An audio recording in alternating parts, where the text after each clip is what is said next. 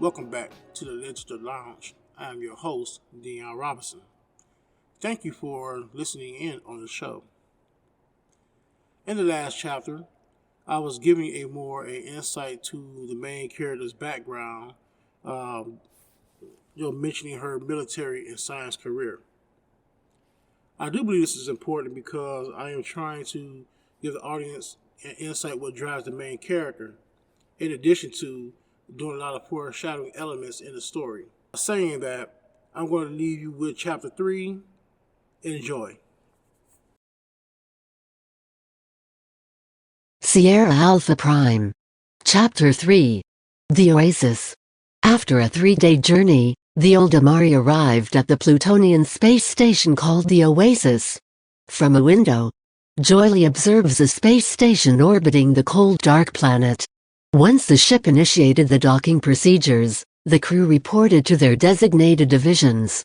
Next, Joilee went through the security checkpoint procedures in the docking bay.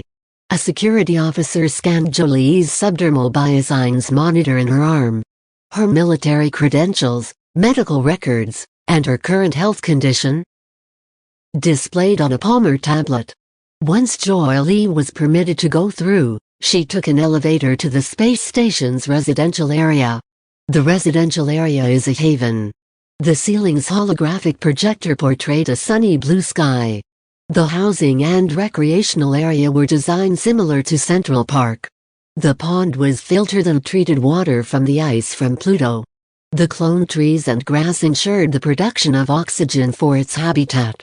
With the process of osmosis and distillation, drinking water was abundant. Even though the residential architectural design was a garden paradise, technology still showed its dominance. Maintenance drones maintained the facility. Even television monitors lined the walls for communications and entertainment. Joilee caught a glimpse of a news story about civil unrest governmental biodomes on Earth. There has been riots and protests in Dubai, Vancouver, and Salt Lake City biodomes. There was an uproar of accusations of mistreatment against the Citizens Division. Outcries mistreatment of extended work hours, reduced break time, and demands of increased production rate have been known. The cosmocratic government supports has been mistreatment the workers for many years. The news report claims the military police had quickly peacefully subdued the crowd. The new report stated that the riot was caused by a terrorist group called Sovereign Liberty. 2 of the crew members were watching the story. One of the crew got upset hearing about the protest. Fucking terrorists. They are going to ruin everything that we are trying to build. Those protesters should be lined up in the streets and shot in the head, Joilee smirked. Save the bullets. Have their asses jettisoned into space, her crewmate laughed.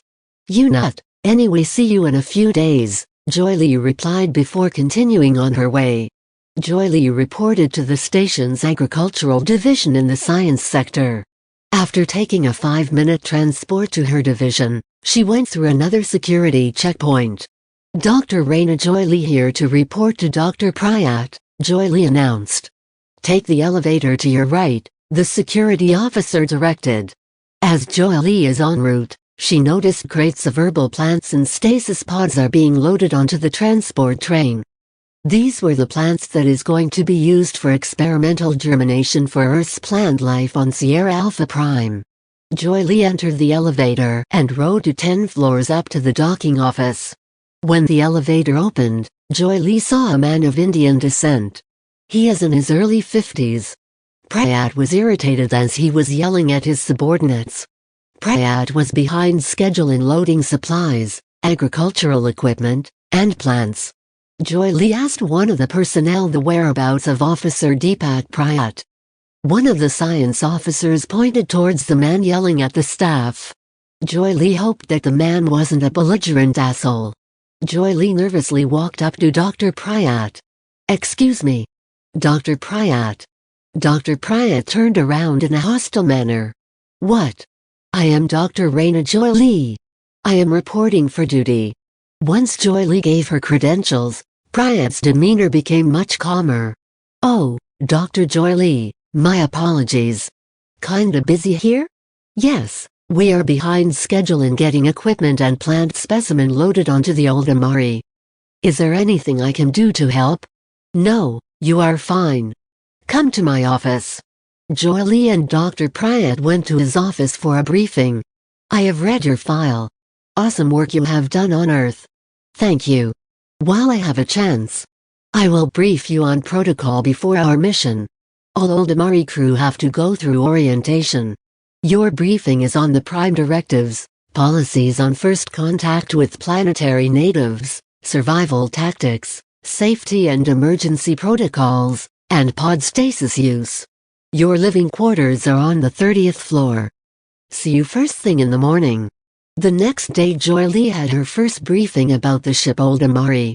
She had to learn the ship's design, mechanics, and engineering. It was an 8-hour orientation. After completing her first day of training, Joilee went back to her quarters to rest for the day. Joilee stripped down to her underwear, climbed into her bed, and pulled the covers over her body. Just as she closed her eyes, she received a holographic call from Earth. She quickly got up to answer, and to her delight, it was Orlando on the other end. Orlando, hey, love. Hey, babe. What are you doing up so late? Don't you have to conduct a training exercise in the morning?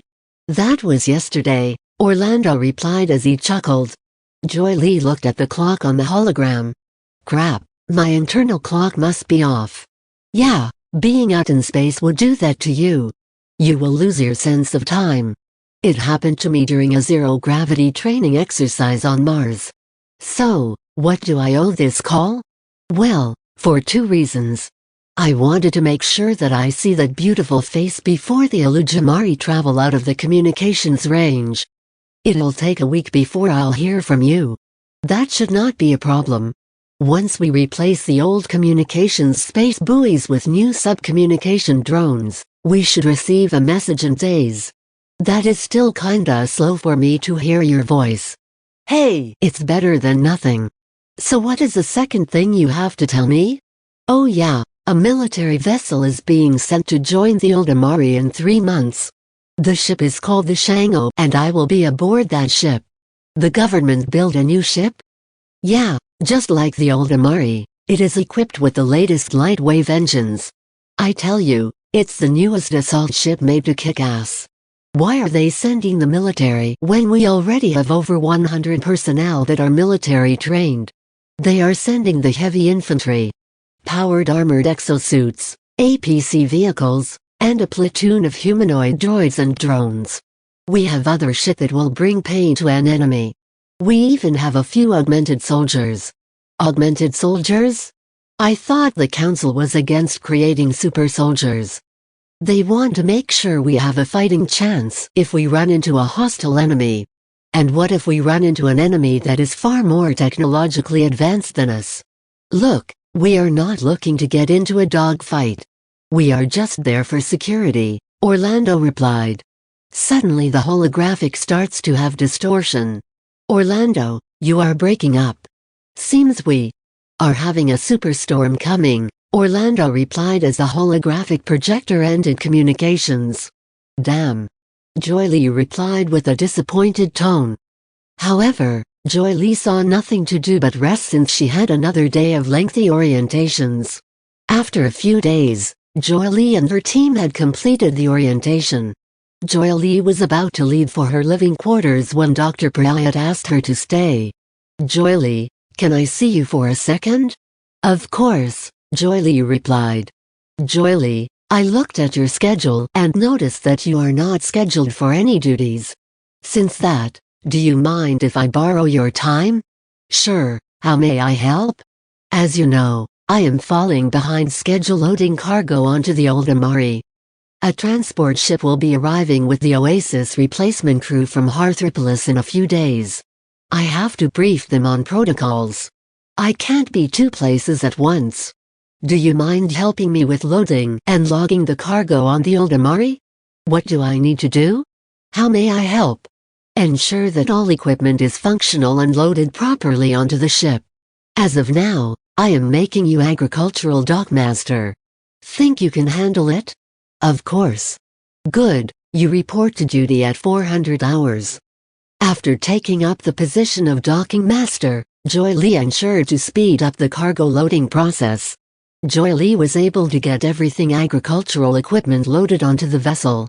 Finally, the Oldumare crew was ready to board and set their destination to the Sierra Alpha Prime solar system.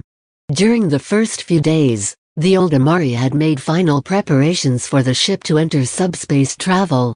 The last step was to load the Oldumare crew into hyperstasis pods for a medically induced coma. The stasis pod's outer shell is made from hard carbon and titanium material. The inside was lined with a gel-like mattress that prevented the body from moving from inertia. During the last 72 hours of the first prep phase for hyperstasis sleep, the Oldumare crew was ordered to take a laxative and water to prevent fecal impaction and gastrointestinal diseases. Once the digestive system was detoxed, the medical team gave the crew a concoction that suppressed digestive activity for the second phase. The crew was implanted with a gastrostomy tube for future administration for digestion suppressants. In addition, with IVs connected to the veins of the crew for periodic drug administration. The medical staff assisted the crew into the stasis gel pods, connecting gastrostomy tubes and IVs to the pod's drug administer ports. With a push of a button, the crew was given a sedative concoction administered periodically through an IV. All biosigns were monitored by a medical computer AI system, all except that 100 people out of 300 personnel, such as doctors, ship engineers, bridge personnel, and military, remained awake for the next 5 years. This method was to reserve food rations and oxygen consumption. Joilee's science team was the last to be prepped for deep sleep. Joilee closed her eyes with the thoughts of Orlando and her family.